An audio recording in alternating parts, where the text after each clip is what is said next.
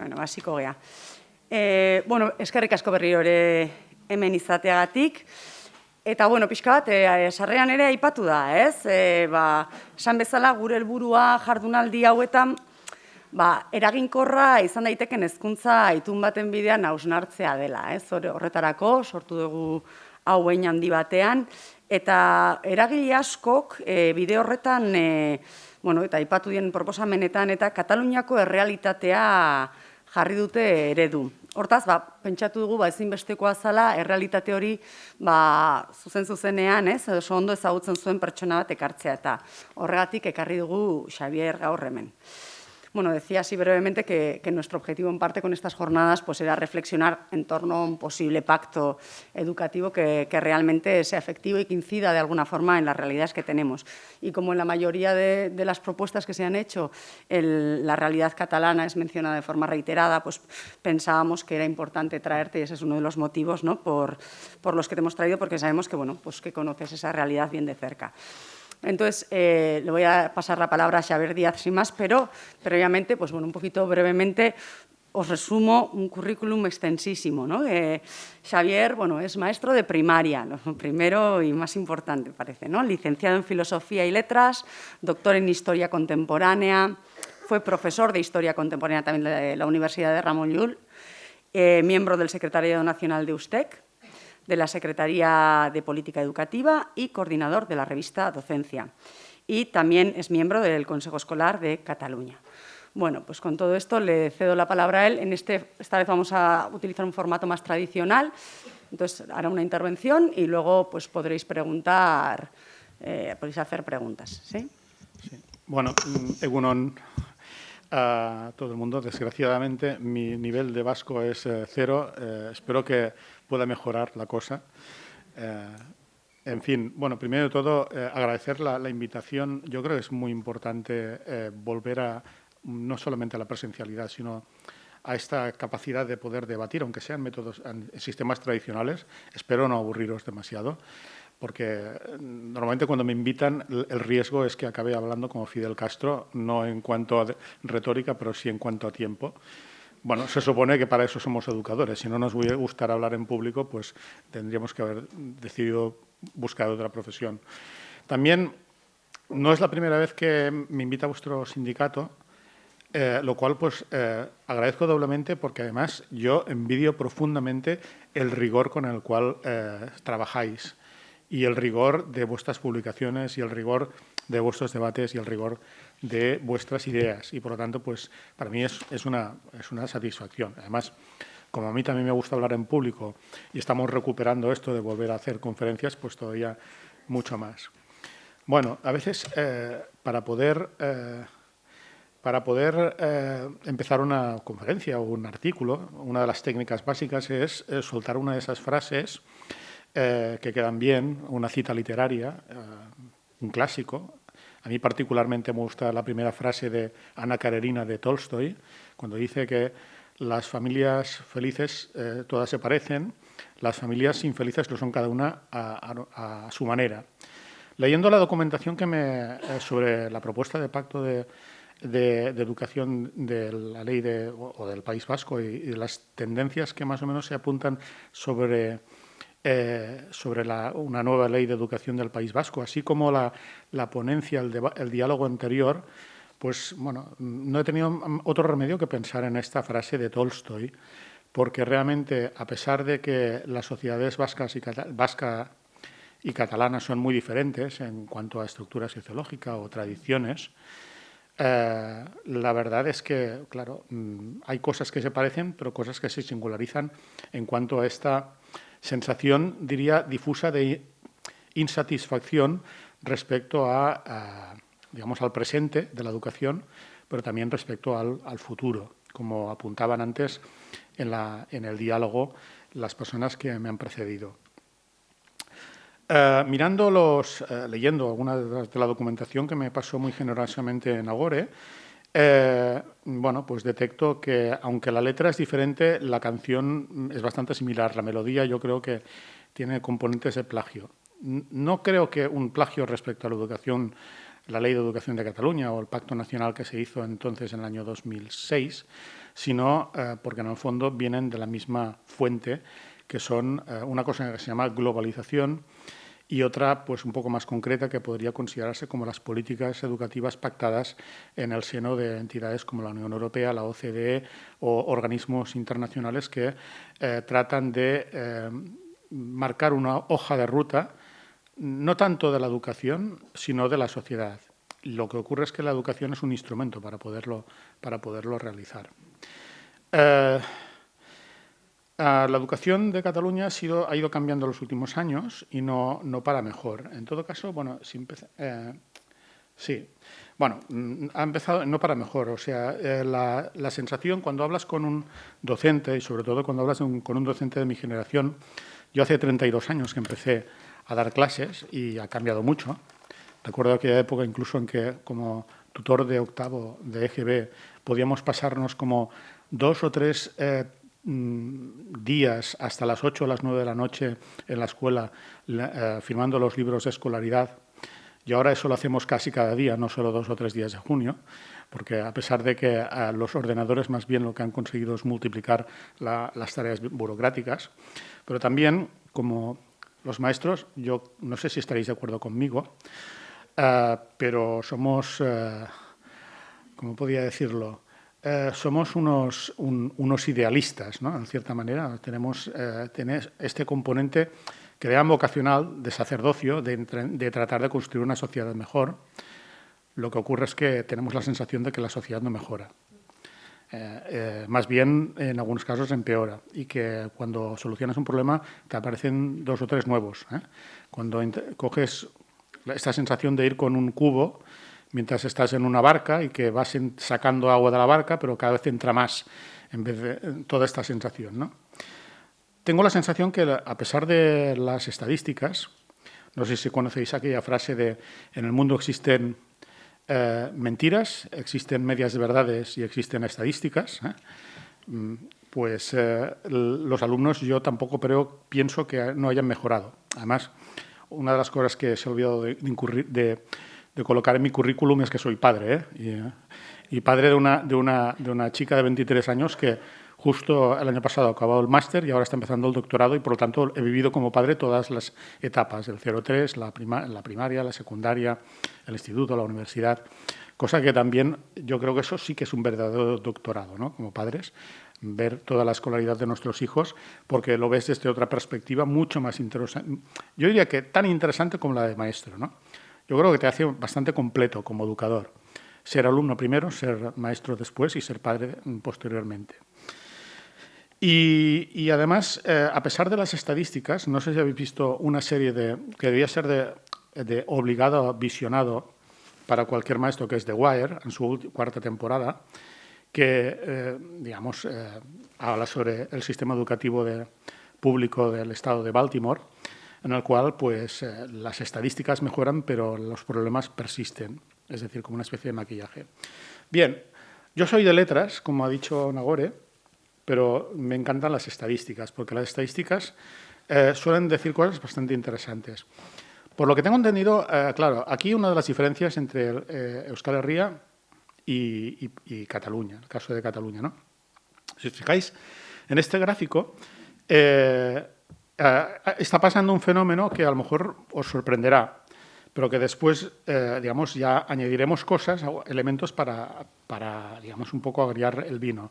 Si os fijáis, desde el año curso 97-98, la correlación público-privada era 56 para la pública y 44 para la privada, y esto pues, ha ido poco a poco, si os fijáis, evolucionando hasta que en el último curso, 66,8, hay algunas fuentes que hablan de un 68%, 33% la privada, de las cuales hay un 3% que es privada-privada, el resto es concertada.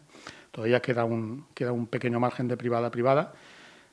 Casi todas las privadas son escuelas no religiosas, en algunos casos pues, escuelas de superélite. Debéis tener en cuenta que Barcelona es una conurbación de 3,5 millones, llena de multinacionales, llena de guiris, con con la American School of Barcelona, con la escuela alemana, con el liceo francés, en fin, toda una serie de escuelas de mucha élite que os explicarían, digamos, este porcentaje, porque se puede decir que los conciertos son a la carta, es decir, el Departamento de Educación prácticamente, no sé si la situación ha mejorado, pero hace unos años yo creo que la inspección ni se debía atrever a entrar, y cuando ha habido algunos casos, eso es algo, digamos, es muy tolerante con las irregularidades de la privada, ¿no? Ha habido en los últimos años algunos casos de escuelas privadas o concertadas que, ante la perspectiva de perder el concierto y de extinguirse, han pactado un proceso de publificación, como explicaba la compañera, más o menos alrededor de entre 3, 4 escuelas anuales, y van entrando un cierto número. Pues claro, a la hora de regular a los docentes y de subrogar sus contratos y convertirlos en fijos, en personal laboral fijo a extinguir, pues claro, se han encontrado pues con la tira de profesores que no tenían la titulación adecuada, en fin, ese tipo de cosas que ningún inspector debería haber dejado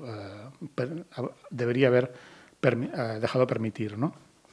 Bien, claro, esta realidad, podríamos decir, uy, la escuela pública está aumentando y la escuela concertada está disminuyendo. Desde la perspectiva sindical debería ser una buena noticia. Lo es, pero también pensad una cosa, como podéis imaginar, la escuela concertada absorbe mayoritariamente a las clases medias, que según Marina Subirats, que es la socióloga de cabecera de Cataluña, calcula que las clases medias en Cataluña representan entre el 35 y el 40% de la población total. El resto, digamos, las élites serían un 1%, las clases profesionales serían alrededor de un 5 o 6% y el resto sería clase trabajadora. Claro, ¿qué pasa? La clase media poco a poco ha ido entrando en la escuela pública, pero ha ido entrando junto con sus valores y sus prácticas y su cosmovisión. Y eso significa que si las clases medias altas incluso, que estaban acostumbrados a tratar la escuela como un servicio privado, que estaban acostumbrados a ser clientes, que están acostumbrados a poner, digamos, sus reclamaciones, pues, por ejemplo, hay cosas que no toleraban de la escuela pública. Por ejemplo, pues eso de que esta maestra no me gusta, quiero que mi hijo vaya con esta maestra, y han importado algunas prácticas como la selección a dedo del profesorado, del cual hablaremos más tarde, y que ha sido una verdadera bomba. Y por eso cuando esta conferencia se habla de privatización endógena, porque esto es una paradoja. Como podéis ver, el sector público está ganando, pero el sector público está pasando por un periodo de lo que llaman privatización endógena. Hago un paréntesis, una digresión. No recuerdo qué teórico habla de que existen en los servicios públicos dos tipos de privatizaciones. La privatización exógena, es decir, conviertes un servicio público, yo qué sé, por ejemplo, en Inglaterra sucedió así, ¿no? Coges una escuela pública, la desmontas y la pasas a una empresa que la gestione privadamente. Ferrovial creo que se hizo con el contrato de 30 institutos, una treintena de institutos en Inglaterra. Eso es una privatización exógena. Coges una escuela y la conviertes en privada.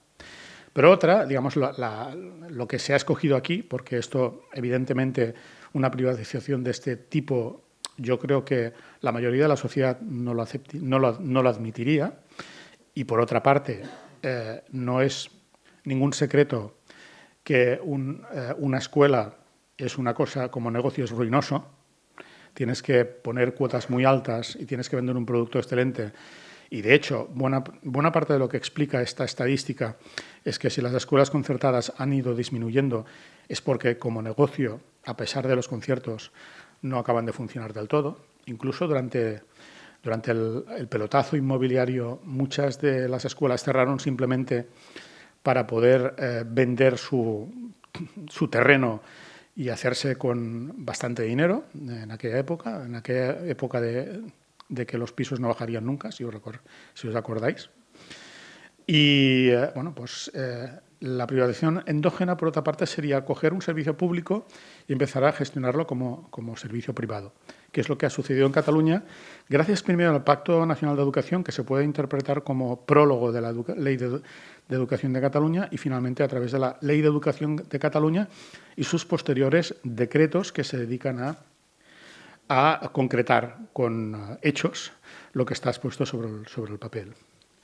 Bien, otros datos importantes y relevantes. Como podéis ver, en Cataluña la mayoría de la población o la mayoría de las plazas escolares, la mayoría pues, es de titularidad pública, pero hay una excepción. Hay la excepción de Barcelona. Barcelona, que como os he dicho, Barcelona estrictamente tiene como 1,6 millones de habitantes, pero en realidad la área metropolitana, como os he dicho, son 3,5 millones de habitantes. Una de las conurbaciones europeas más importantes, además, en fin, puerto, etcétera, etcétera. Allá la correlación es completamente diferente. Tradicionalmente ha habido más oferta de la privada que no de la pública. Lo que ocurre es que, como os he explicado, en los últimos años ha habido una percepción, una demanda a favor de la pública por diversos motivos. En primer lugar, Barcelona es una de las ciudades más caras de Europa y por muy de clase media que seas, y las cuotas de la privada, de media, a pesar de que el 100% del concierto estaba siendo sufragado por la administración pública, es decir, por los impuestos de todos, a la práctica seguía, digamos, en contra de lo que establece la ley, de una manera o de otra, consiguen hacer pagar 200, 300, 400 euros. Incluso todas las escuelas del Opus en Cataluña están concertadas, algunas pues piden incluso 600 euros mensuales de cuota.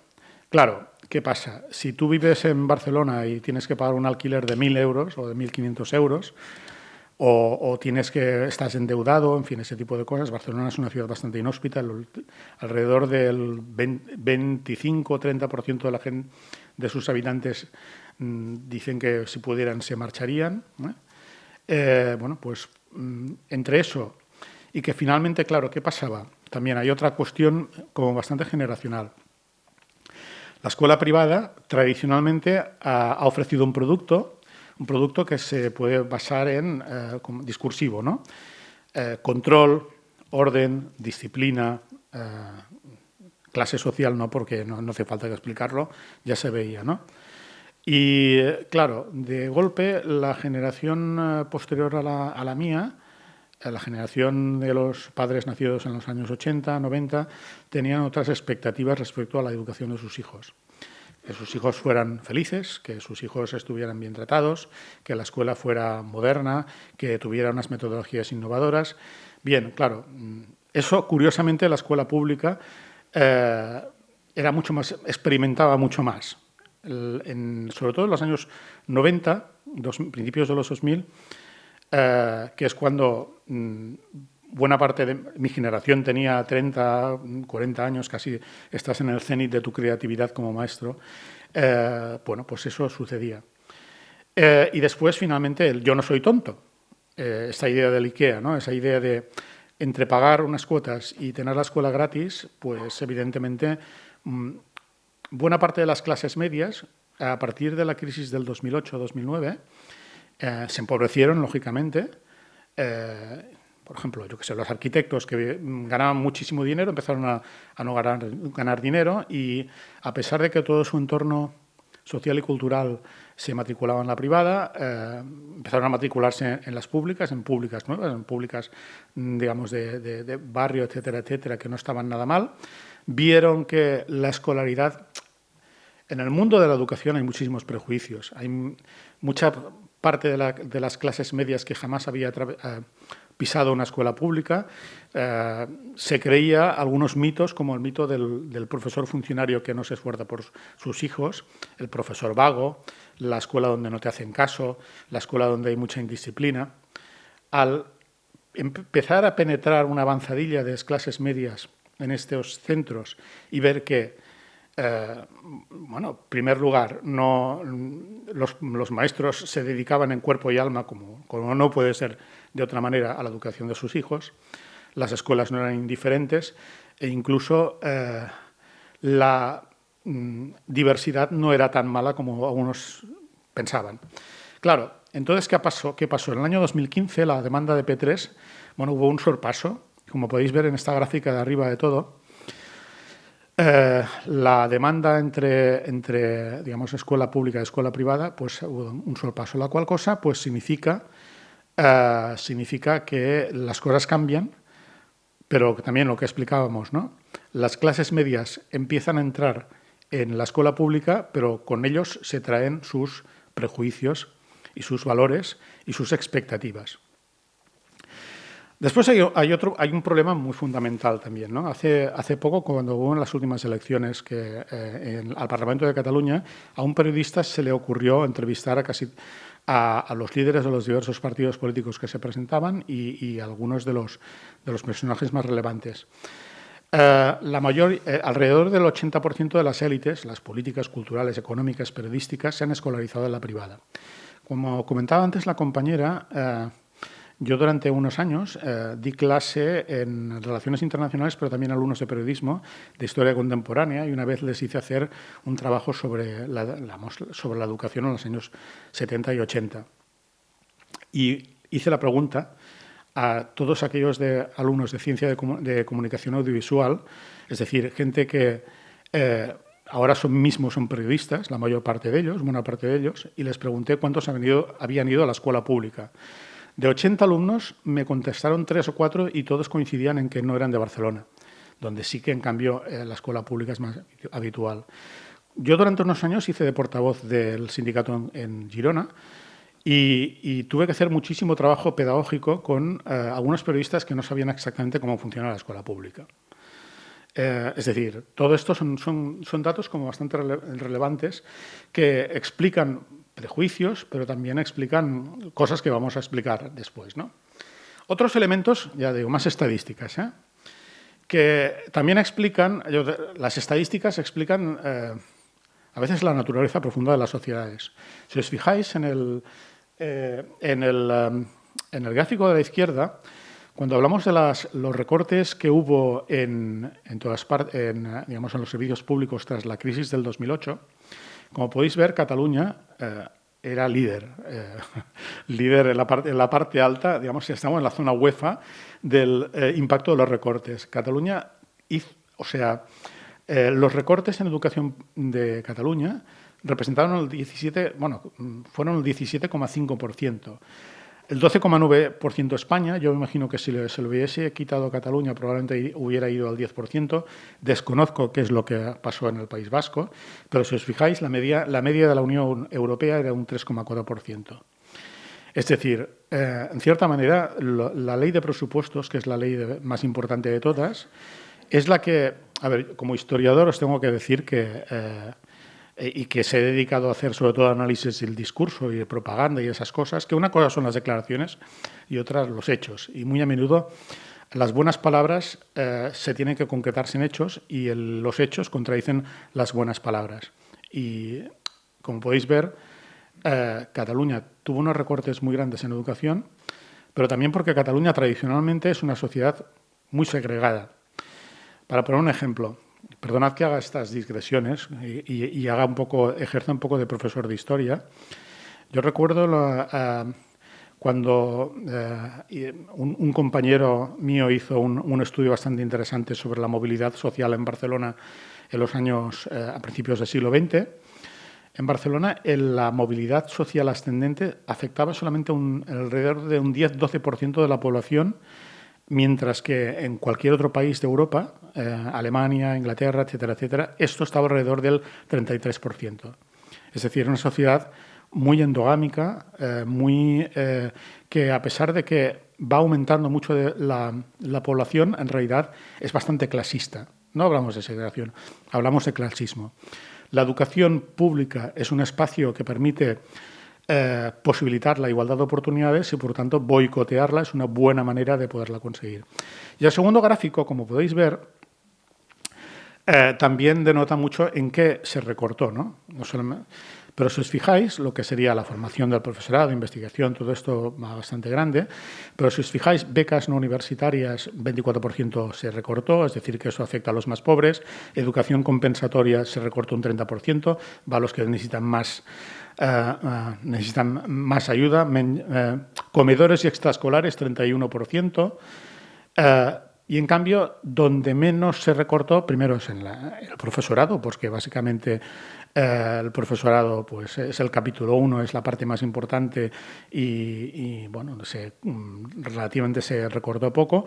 Pero si os fijáis, en el tercer lugar son los conciertos de la escuela privada que cayeron un 11%, un 11,6%. Bien, aquí es donde se demuestra, en gráficos como estos, es lo que demuestra cuáles son las prioridades de un gobierno y es como hacer una radiografía al alma de un gobierno, saber dónde recorta y dónde pone dinero, dónde pone dinero y dónde lo quita.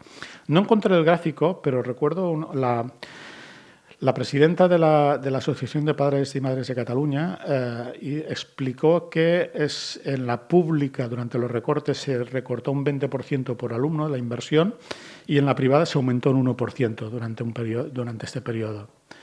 Es decir, así una sociedad, a través de los números, se puede ver exactamente... Bueno, perdonad que haga otra digresión, ¿no?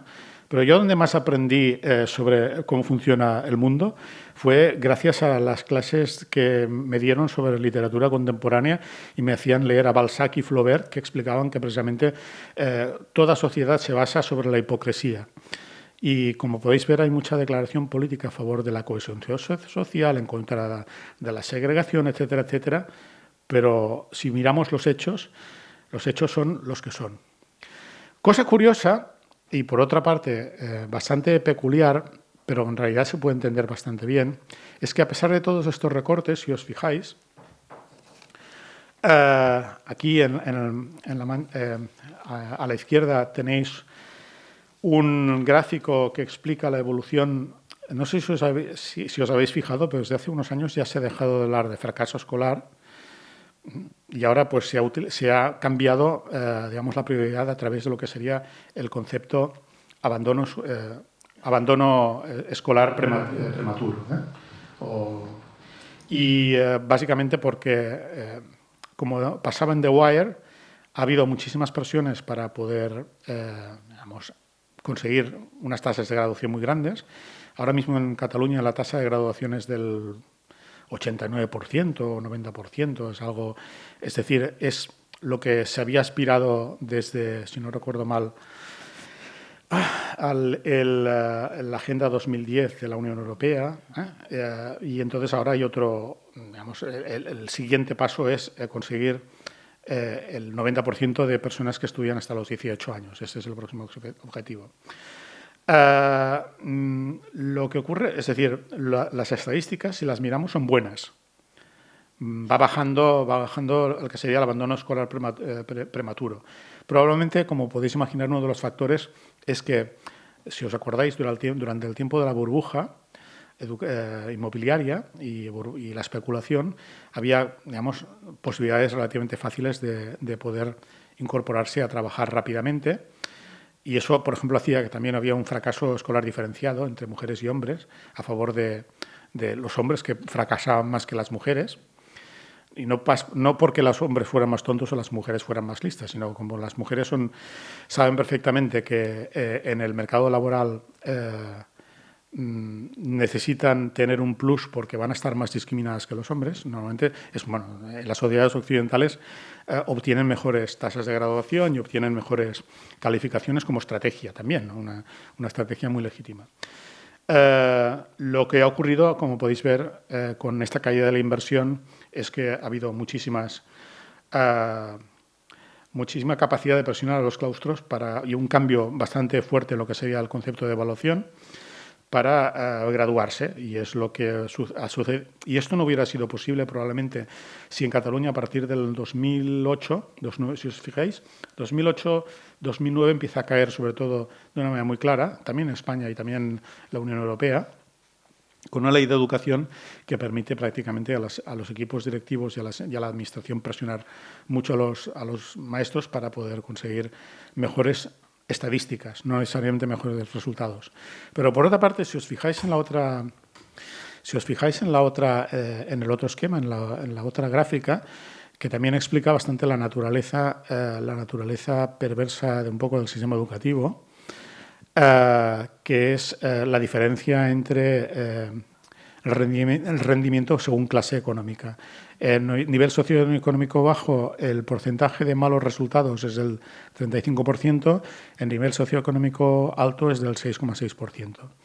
Y es así, estimados amigos, como el sistema educativo funciona, como ha funcionado tradicionalmente, como instrumento de reproducción social.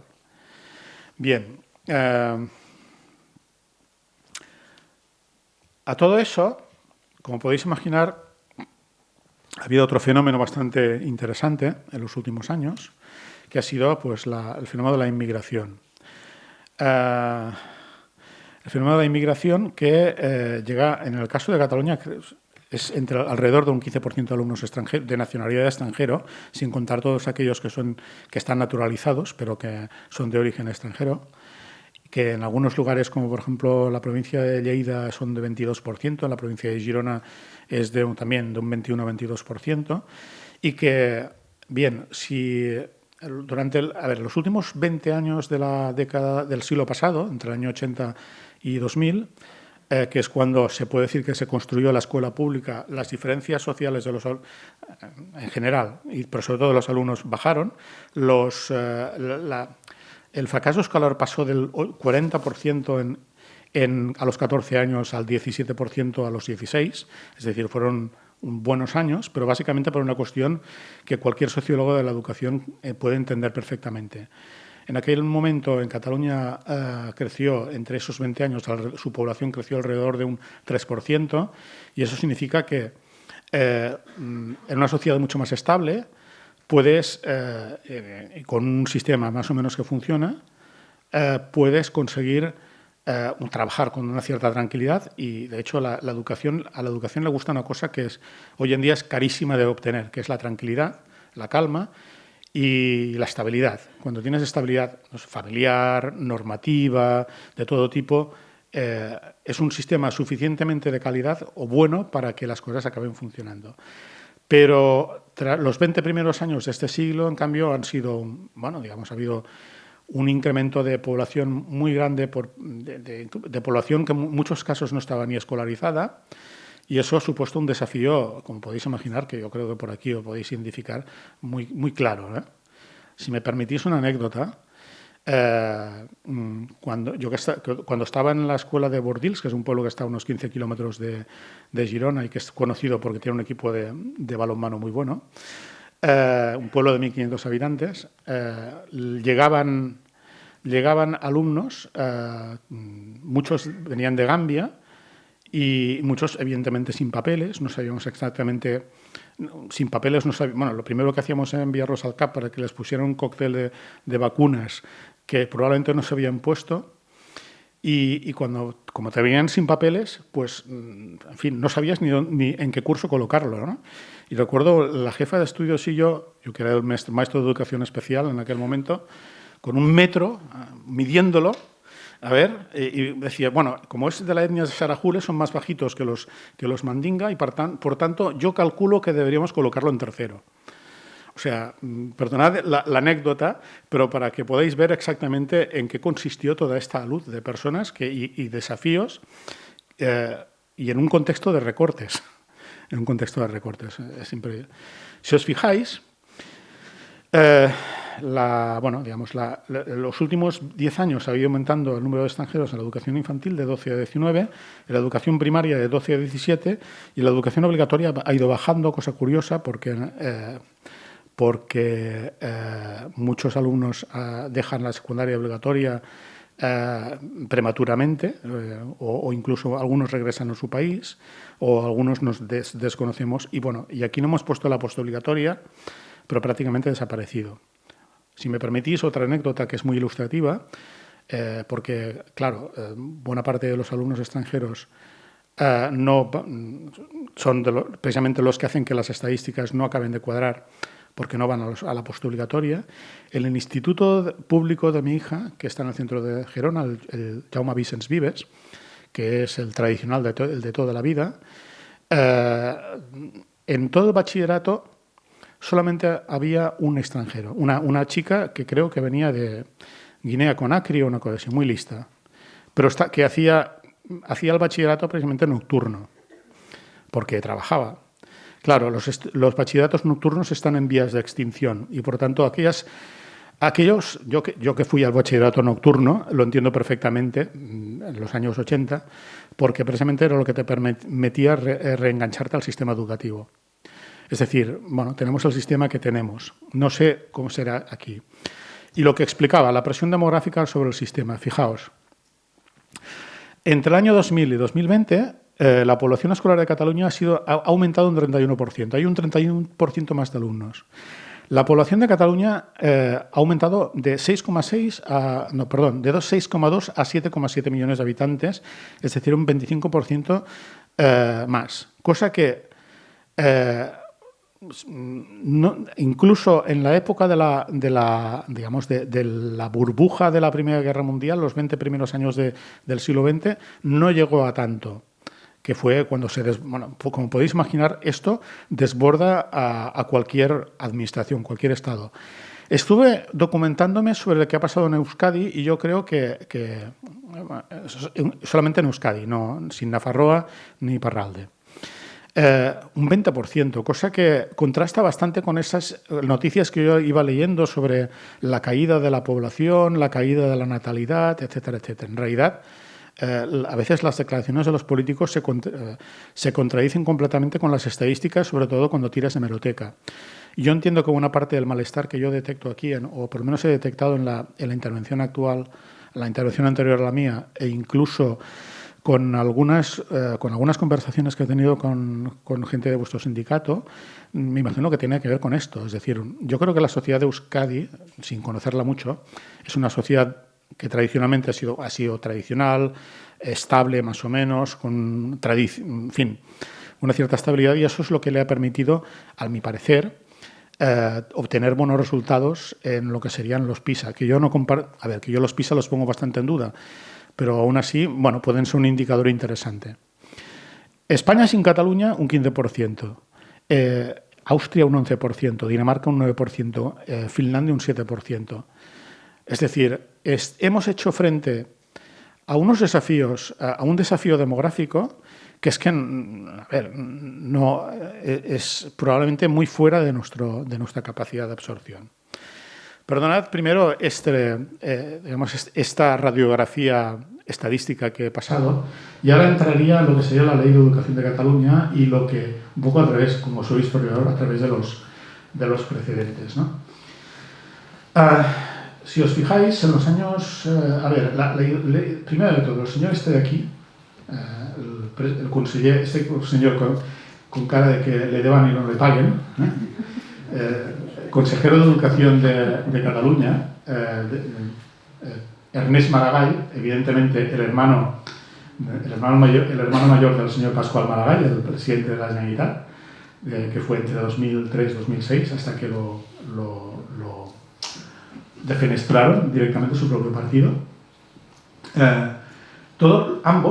Los dos, vivieron en Estados Unidos una temporada y quedaron muy prendados de lo que sería el sistema anglosajón. De manera que el señor Ernest Maragall tenía como una idea muy personal de cuando fue consejero de Educación.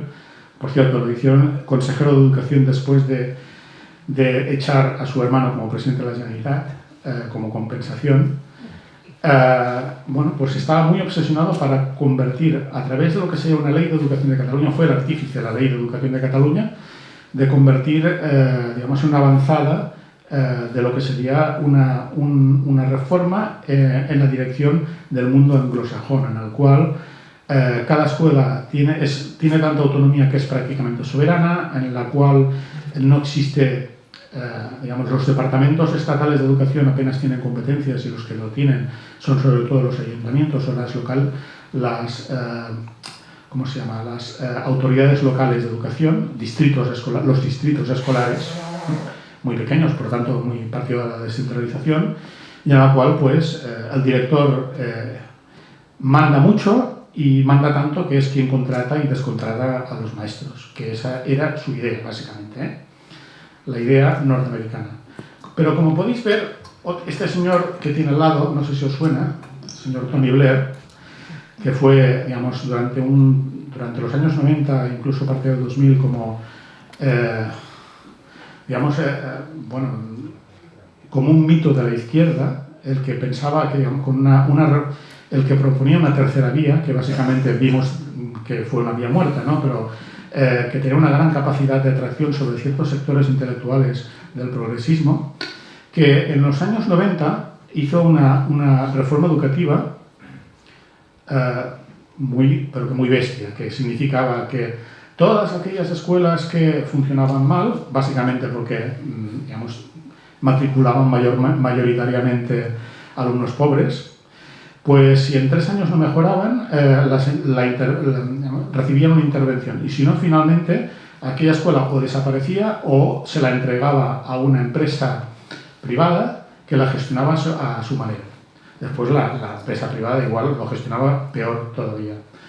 Se sometía al profesorado una presión muy grande, se hizo una campaña de descrédito muy grande, y lo que consiguió fue que la profesión docente dejara de ser absolutamente atractiva y hoy en día, no sé si tenéis muchos amigos en el Reino Unido, pero por lo menos los que yo conozco, Richard Hatcher, que fue un señor que vino a explicarnos la ley de educación, la reforma educativa británica, y que había sido, del National Union Teachers, explica que la esperanza de vida profesional de un profesor en el Reino Unido no pasa más allá de 6 años. A cabo de 6 años lo dejan, a mi parte. Y que, por ello, me explicaba que ahora, a través de tanta presión, de tanta sobrecarga de trabajo y tanta estigmatización que hace de la profesión docente, digamos, algo poco atractivo, que incluso, nos ha dado, gracias a todo este desgaste, nos ha dado grandes escritoras como J.K. Rowling, que dejó de hacer de maestra porque estaba hasta el gorro. Y hay 2 perfiles, o bien inmigrantes de las antiguas colonias británicas, o bien gente sin papeles, incluso el hijo de un amigo que es de Linyola, de Lleida, que hace de maestro, o bien señoras de más de 50 años que tienen los hijos mayores y que hacen algunas horas. Y este es el sistema público británico después de una ley como esa. Bueno, pues esta fue la ley sobre la cual, o Tony Blair, sobre la cual se basó esta idea de nueva gestión pública, de rendir cuentas y de una transformación profunda del sistema educativo que acabó bastante mal. La primera de las iniciativas de las cuales hacemos referencia fue el pacto, cuando ganó el tripartito y por lo tanto la primera vez que se gobernaba lo que teóricamente era la izquierda, una izquierda, como ya he dicho, digamos, de la tercera vía y basada en el paradigma de Tony Blair o incluso pues del matrimonio, ¿cómo se llama? El presidente de Estados Unidos, Clinton, el matrimonio Clinton, sobre el cual House of Cards se ha basado, como podéis imaginar. Bien, pues fue el Pacto Nacional por la Educación, es decir, tratar de crear un nuevo orden de la educación. La primera cosa que se inventaron fue, ante la doble red, la pública y la privada, aquellos que, como podéis ver, ¿no? os he explicado, ¿no? La escuela privada poco a poco ha ido perdiendo peso demográfico dentro de la escuela y, por lo tanto, muchas de ellas tienen problemas incluso de viabilidad por esta presión, pues integrar los 2 sistemas, público y privado, en el servicio público de educación, lo que llaman el servicio público de educación, que al final eso acabó por muchas disputas legales como el Servicio de Educación de Cataluña. No sé si os suena alguna cosa, porque a mí, algunos documentos que he leído sobre las propuestas me suena bastante. Es decir, integrando la doble red, la doble red de educación, que es, yo creo que todo el mundo entiende que es un problema, pero, si me permitís, en un lenguaje religioso, a imagen y semejanza de la privada, no de la pública. Sino, es decir, que la privada se queda como está y la pública se empieza a gestionar como la privada, privatización endógena. Otro de los principios de este Pacto Nacional de Educación era el de los contratos programa. Es decir, como podéis saber, me imagino que en Euskal Herria debe parecer alguna cosa por el estilo. De las privadas hay de primera, de segunda y de tercera división. Incluso, pues algunas de las franquicias, por ejemplo, en La Salle en Barcelona no es lo mismo La Salle Bonanova que La Salle del Congreso, que La Salle del barrio cutre donde los haya. Donde, curiosamente, como escuela religiosa, muy a menudo lo que hacía era, en algunos suburbios de Barcelona, pues mantener, digamos, a gente de clase muy trabajadora, pero blanca. Porque, si me permitís la expresión, hay mucha gente en Cataluña, yo me imagino que en otras partes, que está dispuesta a pagar para evitar que su hijo o su hija se sienta al lado de Mohamed o Fatumata. Es así de simple. Y entonces los contratos programa lo que permitían era una subvención extra a estas escuelas que estaban en situación económica o una situación demográfica complicada a cambio de aceptar inmigrantes, así de claro. Se pretendía dar un papel muy importante a los ayuntamientos, es decir, incluso se propuso que los ayuntamientos pasaran a gestionar la educación primaria, lo cual, a ver, es exactamente lo que os explicaba sobre la imagen que tenía los hermanos Maragall sobre la educación anglosajona, sobre la educación de Estados Unidos o sobre la educación de Inglaterra, en la cual los ayuntamientos tienen el papel preponderante. La diferencia es que un ayuntamiento en inglés suele tener, o un municipio o un distrito suele ser de unas 200, 300 personas, mientras que el municipio medio en Cataluña debe tener unos 1.500 o 1.000 o 2.000 personas, habitantes, la cual cosa, pues solamente creo que 66 de los 947 municipios de Cataluña tienen más de 20.000 habitantes. Como podéis imaginar, eso parecía bastante inviable. La idea de descentralización, es decir, ir dividiendo lo que sería el Departamento de Educación e ir diluyendo sus competencias en favor de otros organismos más pequeños. Perdonad un inciso, pero normalmente en Cataluña, a través de lo que sería en los últimos años, con todo el tema independentista, muy a menudo uno de los argumentos que se dice es que con una Cataluña independiente podría ser una Dinamarca del Sur. Lo que ocurre es que yo veo las cosas muy críticamente y soy de Barcelona, pero hace muchos años que vivo en Gerona y he trabajado en pueblos pequeños y en poblaciones más pequeñas, muy endogámicas, y viendo y observando lo que hay a mi alrededor, más bien lo que veo es que seríamos una Sicilia del Norte, más bien, donde en Cataluña, para poder tener una buena ocupación, más vale tener un buen apellido que un par de doctorados. Es así de simple.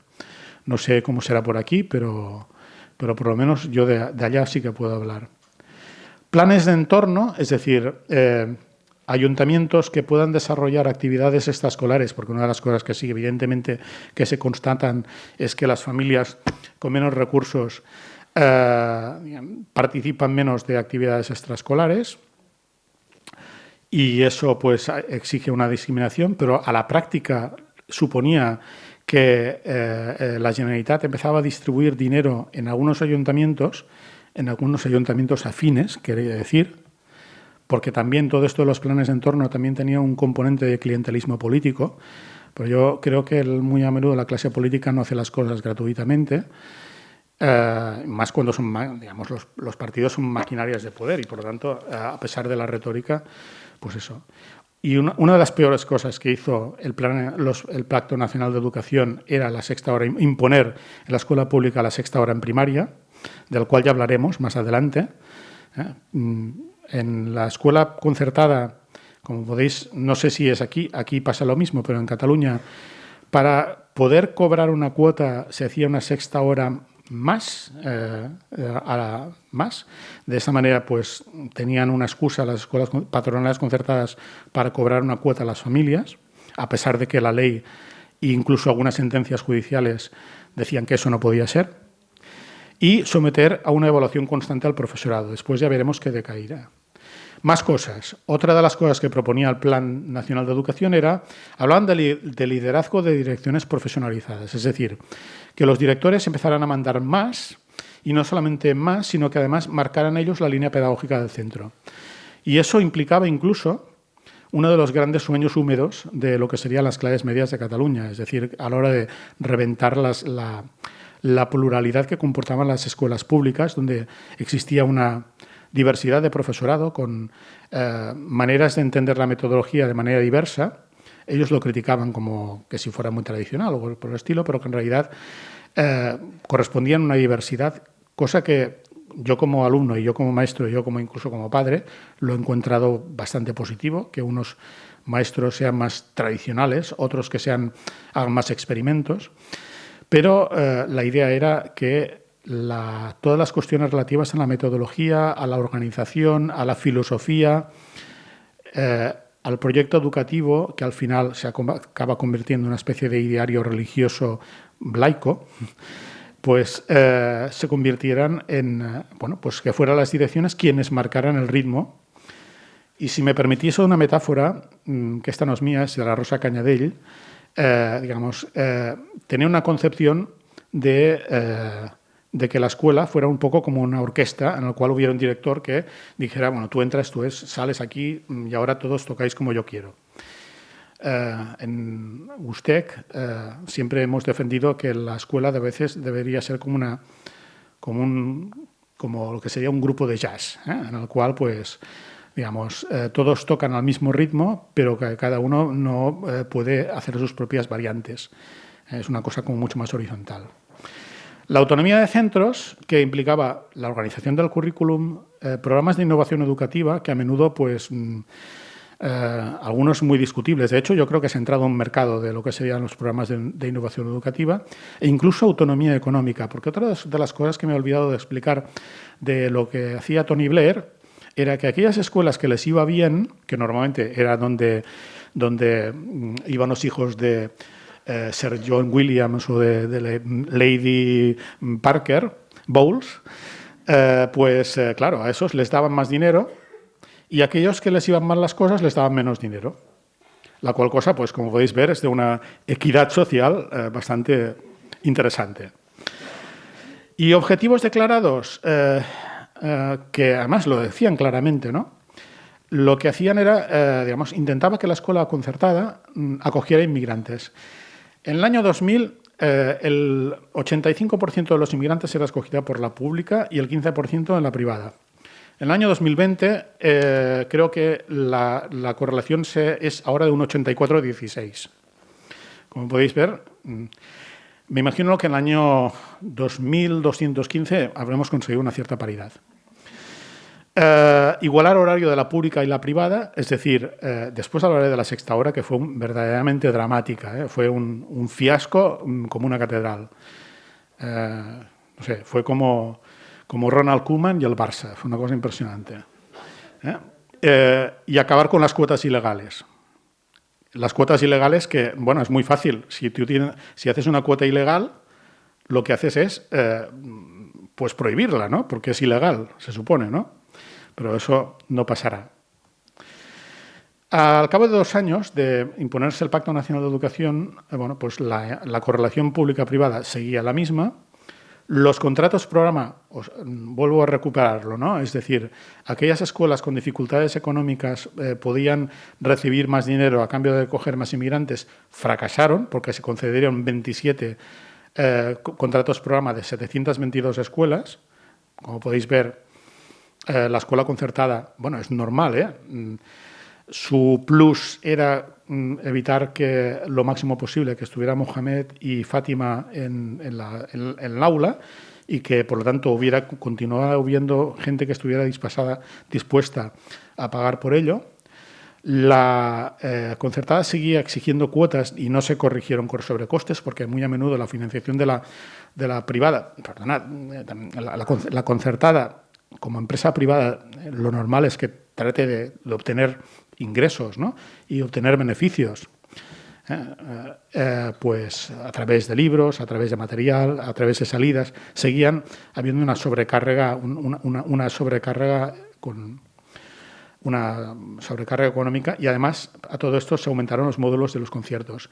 ¿Recordáis cuando os expliqué que el 80% de las élites políticas, económicas, sociales, culturales, periodísticas se matriculaban a la concertada? Pues claro, ¿cómo pretendéis que una clase política sea de izquierdas o sea de derechas y los hermanos Maragall es que formaban parte de eso, de la élite económica y de la élite cultural? Es, digamos, una de las familias más, digamos, con su abuelo es el poeta nacional de Cataluña, Joan Maragall, pues ¿cómo pretendíais que tiraran piedras a su propio tejado? Hablamos de la sexta hora. Una de esas ideas brillantes que hicieron que en primaria se pasara de 5 a 6 horas. Pero simplemente, a ver, yo a menudo, una de las cosas que me sorprende es la capacidad que tienen los políticos de no coger una calculadora y de no comprobar si aquello era posible. Primero, no había suficiente dinero ni profesorado. Es decir, creo que la sexta hora costó como 600 millones de euros del 2006, 2007, 2008, que se dilapidaron, o sea, se perdieron estúpidamente. Además, no habían calculado que no había suficiente profesorado. Es decir, pensad que de las 4.000 escuelas de Cataluña, bueno, no, unas 2.400 de primaria o algo así, sí, suponía una persona y media más por línea educativa, 3 personas más por línea educativa, y resultaba que no había suficientes profesores. Tanto es así que incluso cogieron a gente de secundaria que pasaba por ahí. Y muchos, perdonad, otro ejemplo personal, pero a mí las anécdotas me gustan.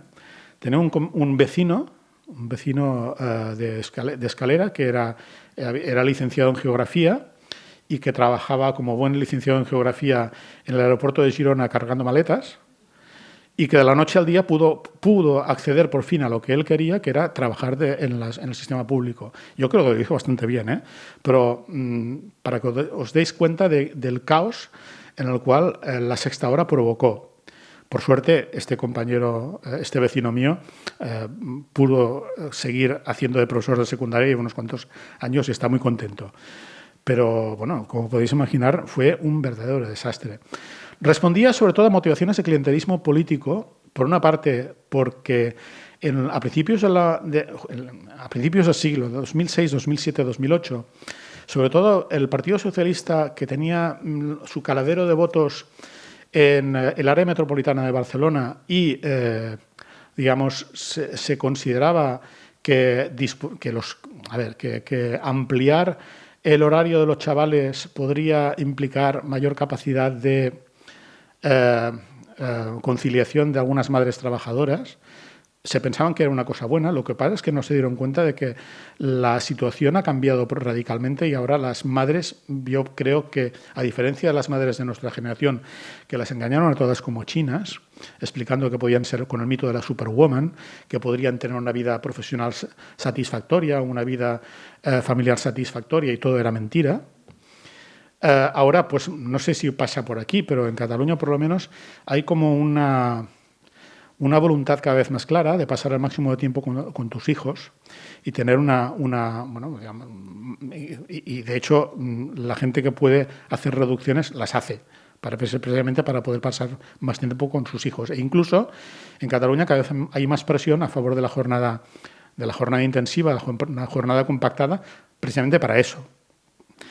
E incluso de ingeniería social, es decir, al final, bueno, yo no sé cuántos chavales de primero o de segundo habrían visto estos señores pero yo recuerdo, bueno, críos que se dormían directamente en las clases. De hecho, mi hija tuvo que soportar la sexta hora a partir de tercero y realmente fue, bueno, para cualquier alumno fue un desastre. Liquidó un modelo de tratamiento a la diversidad que justo en aquellos años se estaba imponiendo de poder dividir clases en materias instrumentales para poder trabajar más con la diversidad. Generó una fatiga brutal entre el alumnado. Se cargó el trabajo colaborativo de los claustros porque, imaginad, lo de la sexta hora cayó fatal entre los profes, porque se sintieron desautorizados, se sintieron humillados y además veían que los alumnos se subían por las paredes, sobre todo en las tardes, ¿no? Y para compensarlo se les dijo, bueno, pues a partir de ahora podemos hacer una cosa, que es que a algunos de vosotros os vamos a reducir de 25 horas de clase a 23 horas, eso también pasó, y podéis tener alguna tarde libre. Bueno, como podéis imaginar, peleas, disputas, quien salía beneficiado, después otros se habían perjudicado. Cayó el rendimiento educativo, coordiné un trabajo sobre qué había pasado desde el punto de vista de las pruebas de competencias básicas que en Cataluña se hacen desde el año 2000 y vi que aquellos centros porque no empezaron todos a la vez, aquellos centros que lo hicieron bajaron resultados e incluso su evolución, comparándose con ellos mismos, fue negativa, más negativa que aquellos que todavía no lo habían implantado. Es decir, fue un desastre absoluto, pero no os preocupéis que en educación, si uno forma parte de las autoridades educativas, jamás reconoce un error. Pero en el año 2011, con la crisis, fue de las primeras cosas que decayó, acabó suprimida. Incluso a título personal, algunos representantes de educación, a título personal, en conversación de café, me reconocieron que aquello fue un error de los más estúpidos que pudo imaginar, que pudo ocurrir jamás en el sistema educativo de Cataluña. Me estoy pasando bastante y pasaré un poco de largo porque veo que es un poco tarde. Vale, el tema de los ayuntamientos ya he explicado que a la práctica era bastante inasumible. Respecto a la dirección del profesorado, se intentó profesionalizar las direcciones. Tanto es así que empezó a requerirse un máster para poder hacer de profesor. Imaginad quién organizaba ese máster. Ese máster, digamos, organizado junto con el Departamento de Educación. Efectivamente, ESADE, esa fabulosa escuela de negocios de Barcelona, con alumnos tan ilustres como el señor Urdangarín, no sé si os suena, y que básicamente, que lo que perseguía era que las direcciones, que tradicionalmente venían de una tradición desarrollada en los años 80-90, bastante asamblearia, en la cual las direcciones son un poco el representante de los docentes y de la comunidad educativa ante la administración, es decir, es el que llamaba a la administración para decir, tráigame ya ese sustituto que no viene, o para ir a protestar para la administración, y al revés. Empezó a convertirse en el representante de la administración en la escuela, aquel que se dedica a reñir, perseguir a los profesores, aquel que acaba ejerciendo las funciones que le corresponden a un inspector. Y, de hecho, para premiar muchas direcciones, perdonad que utilice otra frase que a mí me encanta de la literatura rusa, ¿no? Dice así, esta es de Dostoyevsky. La verdadera naturaleza de las personas se demuestra en dos circunstancias. La primera, cuando uno está borracho. La segunda, cuando tiene poder. Y la mayor parte de las direcciones en Cataluña hay que reconocer que se han comportado de una manera muy digna y muy profesional. Pero cada vez hay más problemas de direcciones que se comportan con verdadero despotismo. Despotismo haciendo sufrir a muchos maestros, poniéndoles sobrecargas de trabajo y encerrándose en su despacho, aislándose de todos los problemas con tal de tratar de dar una buena imagen. Porque además, digamos, si no la cagan demasiado, muy a menudo les premian haciéndoles inspectores o por el estilo. Yo he hablado con algunos de estos compañeros míos, muchos de mi generación, que hicieron este máster de SADE y me explicaron, dos cosas. Les pregunté, ¿qué tal? Y en general, digamos, la parte técnica, hay una parte técnica que está bastante bien, pero había una parte bastante ideológica que me explicaban que era el momento de la medersa, es decir, de la escuela coránica, en el cual pues, les transmitían, como podéis imaginar, todas las concepciones neoliberales de la nueva gestión educativa. Es decir, eres el líder, tienes que dar muestras de que eres quien manda, eres tú eres la escuela. Bien, ese tipo de elementos ideológicos que han hecho involucionar profundamente la escuela pública catalana hasta el punto que ahora yo creo que incluso deberíamos dejar de hablar de proyectos educativos para empezar a hablar de idearios.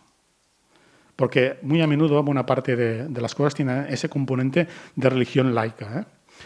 ¿Qué ha pasado también? Una burocratización creciente, ejerce de jefe de personal, de hecho incluso puede imponer sanciones por faltas leves, aleja las direcciones del claustro. Y cuando hablamos de liderazgo pedagógico, lo que significa es que en realidad suelen ser las direcciones las que deciden la participación en los proyectos y a la búsqueda de reconocimiento y prestigio.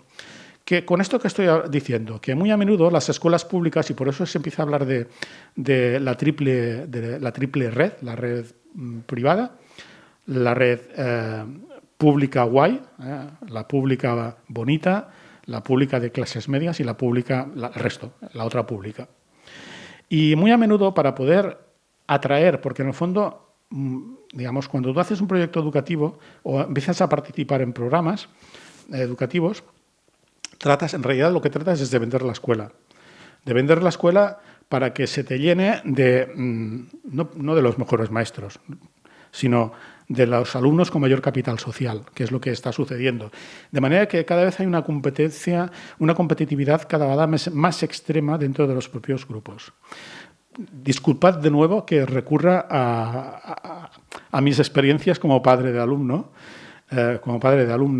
para poder ilustrar con algún ejemplo. Mi hija ha participado en el programa de bachillerato internacional en la escuela en el instituto público y me explicaba que en realidad cogía alumnos de los más buenos de la provincia, una especie de bachillerato de élite, con los cerebritos, y que sus profesores, buena parte de lo que les pasaban todo el día presionándolos para que se presentaran a premios de matemáticas, premios de no sé qué, porque eso era currículum y fama para la escuela. Eso sí, era un edificio vetusto de los años 70, clases pequeñas, un desastre, pero contaba con la única escalera de incendios de todo el instituto. Mi hija me decía, de una manera, digamos, bastante irónica y sarcástica, que, bueno, claro, si se quemaba el instituto, por lo menos que se salvaron los buenos, ¿no? O sea, era una cosa terrible. Bueno, pues en eso, poco a poco, se ha ido convirtiendo el sistema educativo de Cataluña, gracias a dar, digamos, gracias muy a menudo a conceder poder y a unificarlo en una persona. Cuando yo empecé como maestro, era muy habitual entrar en algunas escuelas en la cual las funciones de director o de dirección eran rotatorias, lo cual me parecía muy bien, porque repartir las responsabilidades es bueno y ser el típico maestro que se pasa todo el día criticando a la dirección, yo creo que si pasas por la experiencia de estar en un equipo directivo te lo piensas 2 veces. Pero bueno, explicaba, hubo una campaña, sobre todo durante la época del Pacto Nacional de Educación, una campaña de descrédito contra el profesorado. Se intentó imponer la evaluación docente como manera de cuestionar el colectivo y también de controlar al individuo. Y además, a medida que aumentaba la autonomía en el propio centro, en base a determinados programas educativos, poco a poco se iba exterminando la autonomía en el aula.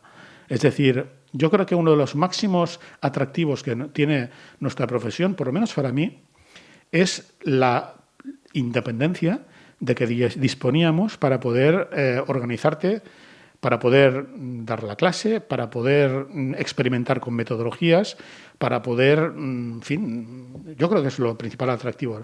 La principal atractivo yo como maestro era la libertad. Esa libertad se ha ido extinguiendo al más puro estilo Reino Unido. Bien, voy a Bueno, sí, otra de las cosas que tiene que ver con la autonomía educativa es que empieza a rendirse culto a la innovación educativa. Claro, la innovación educativa es una palabra muy bonita, innovación, pero lo que ocurre es que, por lo menos en Cataluña, buena parte de la innovación está siendo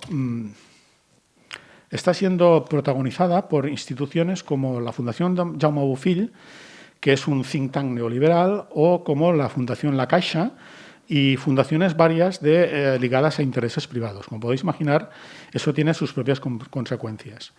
Y, claro, ¿qué pasa? Pues eso, la idea de que cada escuela compite con las otras escuelas y cada maestro compite con el resto de los maestros, porque una de las cosas que ha acabado sucediendo es que las direcciones acaban determinando quién se queda y quién se va.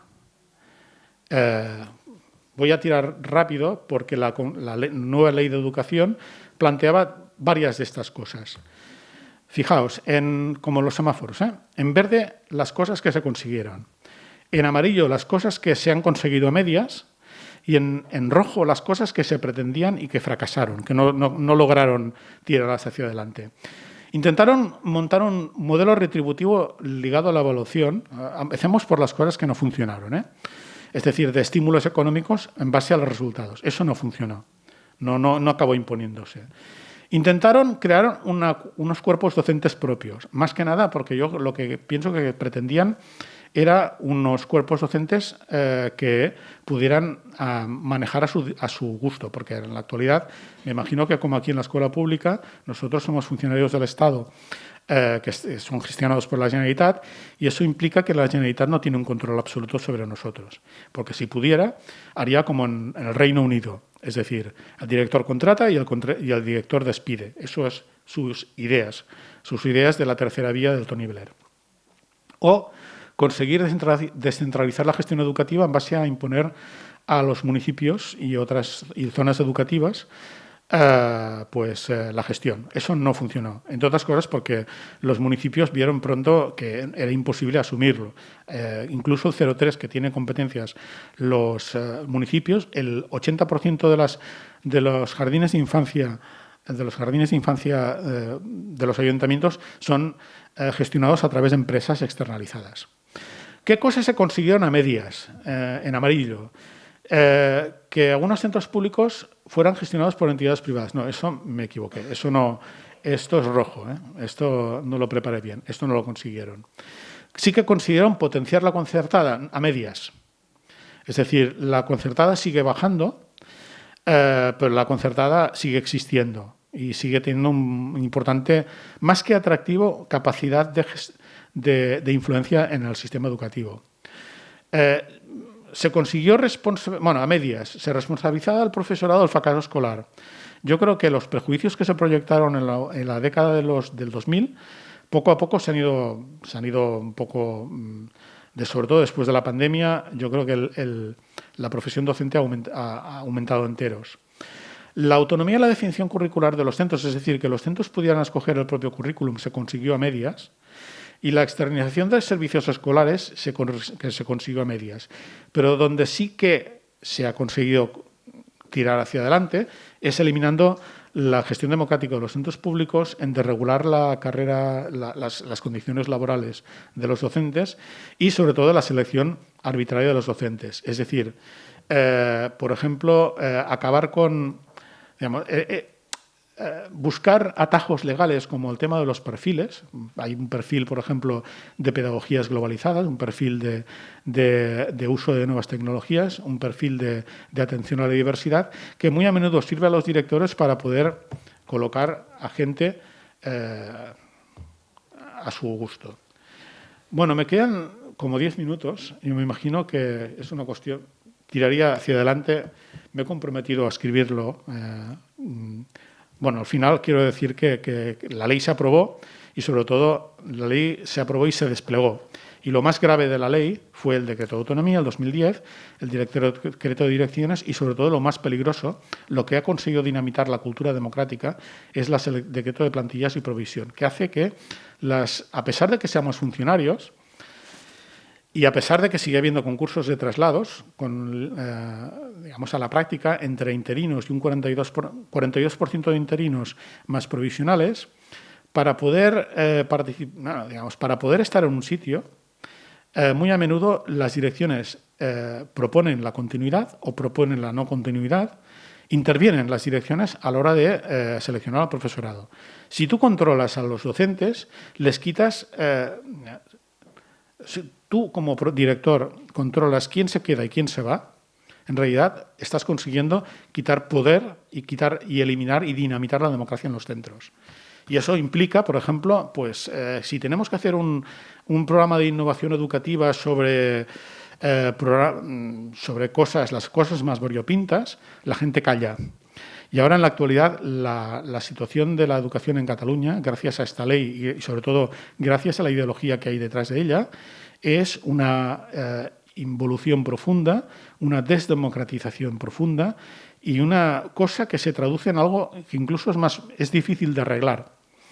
Perdonad mi última anécdota, pero pocos días antes de que la señora Isabel Celaá dejara de ser ministra, vino a Barcelona y me pidieron que, junto con otras personas, participara en un pequeño encuentro y que tenía que escoger como 1 minuto para hablar con ella o 2 minutos. Y le expliqué una cosa que está sucediendo en Cataluña, no sé si y puede suceder pronto aquí. Ahora mismo, en base a esta pérdida de independencia que tienen los docentes, y pues hace que yo creo que la profesión docente ha dejado de ser atractiva. ¿Y eso cómo se está traduciendo? Votando con los pies. ¿Cómo se vota con los pies? Pues que ahora, cada vez más, hay más dificultades para poder... Bueno, hay muchas menos vocaciones docentes. Hay mucha menos gente que quiera ser profesor.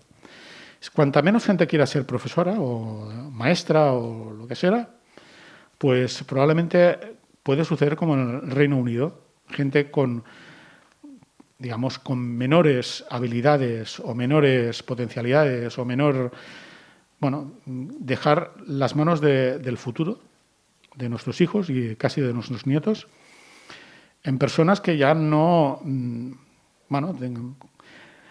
sé cómo decirlo, ¿no? Para no ofender a nadie, pero porque además fijaos que en Cataluña se ha impuesto una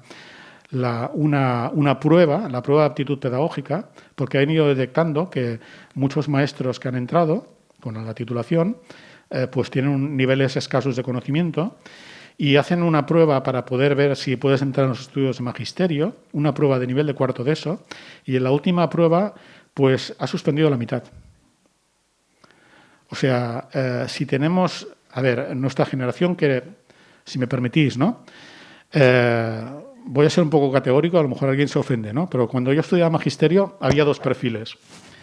O bien gente de clase alta que no tenía, no tenía un gran nivel para hacer otra carrera, como la infanta Elena, que estudió magisterio. O bien gente de clase obrera, como era mi caso, que solo nos podíamos permitir una carrera corta de 3 años, pero que teníamos mucha hambre de trabajar para el servicio público.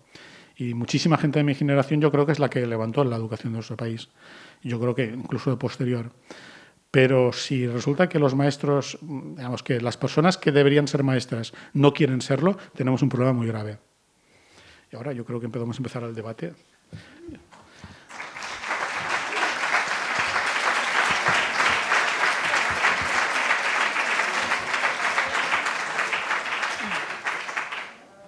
Bueno, 2 minutos escasos que tenemos 5 minutos. Gracias, eskerrik asko, por creo que toda esta información. Pero si alguien quiere hacer una pregunta brevemente, pues tenemos 5 minutos. Espero no haberlo desmoralizado demasiado. Raúl. Bueno, está aquí tentutean. Bai, galdetuko dut. Lehenik eta behin eskerrik asko, moltes gracias, Xavier. Y yo lo que quería preguntar es, ahora que estamos en los prolegómenos de la discusión, ¿no?, sobre la ley de educación de la Comunidad Autónoma Vasca, porque también estamos otras que somos de otros territorios donde no se plantea eso, ¿no? Euskal Herria va más allá de la Comunidad Autónoma Vasca. Pero lo que te quería preguntar es, has hablado de que te sonaban bastantes cosas sobre la ley catalana y de propuestas, incluso de partidos, ¿no? ¿En qué te suena o cuáles son esas resonancias? Por ejemplo, lo que hablamos del Servicio Público de Educación. Perdona, pero tengo mis apuntes por aquí. Bueno, primera cosa, si me permitéis un neologismo. El chantaje emonacional. Es decir, de utilizar el nombre de la nación para decir, bueno, vamos a tener el mejor sistema educativo del mundo mundial, que eso es, digamos, el mundo mundial, porque nosotros somos guays. Eso sucedía en Cataluña y en esta propuesta que me estás hablando de esta de aquí, que me pasaron generosamente vuestras de EH Bildu, pues eso del chantaje emonacional lo he visto bastante. El tema constantemente un sistema educativo vasco, mentira podrida. O sea, no existe un sistema educativo vasco ni un sistema educativo catalán, porque depende orgánicamente de leyes orgánicas, varias, una cada 3 años, del Estado español. Y ahí pues no hay tutía. O sea, y el Estado no va a renunciar a todo ello. Por lo tanto, es una mentira. Lo que pasa es que si utilizas digamos, el chantaje emonacional, pues hace que, bueno, digamos, evidentemente, si quieres a tu país, es posible que te lo acabes creyendo. El tema de esto del Servicio de Educación Vasco, que es el Servicio de Educación de Cataluña, es decir, meter dentro del mismo saco a la escuela pública y a la escuela privada, pero bajo las reglas de la privada. Es decir, y después muchas expresiones, como, por ejemplo, bueno, eso de que hay que mejorar el sistema de reclutamiento de los maestros, es decir, a dedo. El papel de los ayuntamientos, yo ya te digo, menos mal que los ayuntamientos en Cataluña no intervienen en educación, porque es evidente que hay lugares donde hay muchos más maestros que en otros y donde estar bien relacionado te permite tener trabajo y no. En fin, sí, el sistema educativo vasco público soberano. Bueno, en fin, yo lo siento mucho, pero yo soy laico en muchos aspectos de la vida y a menudo el problema de la educación es que a veces es demasiado religiosa también. No sé, la transición del sistema educativo, sí, no, esto muy a menudo, la libertad, procurar la libertad de elección de centro de la enseñanza para el alumnado, es decir, eso significa, pues eso, como ha pasado siempre en Cataluña, que las clases medias eligen que sus hijos no se sientan al lado de Fátima y Mohamed. En fin, yo creo que daría para otra hora y media de tortura. Y, perdone, una puntualización que me parece relevante hacer respecto de ese documento, que quiere decir que ese es un documento concreto que quiere decir que lo que hoy día tenemos sobre la propuesta de ley son incertidumbres, sobre todo, que eso no sabemos, bueno, eso es lo más transparente que tenemos hoy en día, que aunque sea, no han tenido la transparencia de poder ponerlo en un documento, y yo por eso pasé el documento, pero digo, porque en parte nos estamos centrando en esta documentación y no tiene por qué esta documentación ser no va a ser quien va a desarrollar esa ley, en principio, por concretar, que sí. Creo que es pertinente. No, pero es que a ver, yo lo que he leído aquí y lo que he leído en otros sitios y lo que leí aquí no es ni catalán, ni vasco, ni español. Forma parte de lo que serían las directivas no solo de la Unión Europea, sino de la OCDE. Son aquellas políticas que deciden los organismos económicos y políticos internacionales. No, totalmente de acuerdo, pero quiero decir que es importante puntualizar que lo que tenemos hoy día en torno a este posible pacto son incertidumbres, sobre todo, y algunos ecos que hemos oído que sí que van en torno a esta música de la que tú hablas, pero que, bueno, digo, que es distinto. Vamos. Mira, nos vamos a animar ahora. Ya lo siento, la última pregunta, ya lo siento. A la tarde tendremos más tiempo. Si no me vais a invitar más, Una pregunta muy concreta. A no ser que se me haya despistado, creo que no has comentado nada, tampoco era el tema, ¿no? Pero en todo este proceso, ¿qué papel ha jugado las organizaciones comunitarias, bueno, familias. ¿Hay una red de ese tipo en la enseñanza pública catalana? ¿Qué papel ha jugado? Y luego, desde ese laicismo del que has hecho gala, ¿qué papel le harías? ¿Crees que puede jugar un rol importante en esa pelea? Bien, a ver, lo más parecido a las familias, al papel de las familias o comunitario de las familias, es lo que era la antigua FAPAC, la Federación de Padres y Madres de Cataluña, que ahora se ha cambiado de nombre, es AFAC. Y durante el periodo de la elaboración de la ley fue muy partidario de esa ley, porque le iba bien. Pero en aquella época había familias muy vinculadas al Partido Socialista o esa izquierda progresista. Y una vez, digamos, se concretó la ley de educación y además se pasó por ese periodo traumático de los recortes a los cuales he hecho referencia, que además acabó perjudicando a las familias más vulnerables, hubo un recambio bastante importante en lo que sería la cúpula de la FAC o de la FAPAC en aquellos momentos, y empezó a controlarla, bueno, una nueva generación de padres y madres muchísimo más crítica, que además criticaron los recortes y además consideran que el modelo de educación que se está produciendo responde más a las necesidades económicas de la Unión Europea o la División Internacional del Trabajo que no una verdadera calidad. La educación es un tema tan sensible que yo entiendo porque en realidad estamos jugando el futuro de nuestros hijos, nuestras expectativas, nuestros alumnos, y por lo tanto tenemos tendencia a tener mucha fe, por eso hablo tanto en términos religiosos. Pero claro, una vez empezamos a descubrir el pastel que hay, pues es como para estar muy alerta y a ver, no sé, yo ya llevo 32 años en esto y la verdad es que estoy bastante decepcionado, igual que buena parte de mi generación, que teníamos unas expectativas muy concretas sobre mejorar la sociedad a través de la educación y ni ha mejorado la sociedad ni ha mejorado la educación. Bueno, pues lo dicho, moltes gràcies eta eskerrik asko, eta bain luntxa eta lauetan hemen ikusuko dugu elkar berriro ere, mila esker.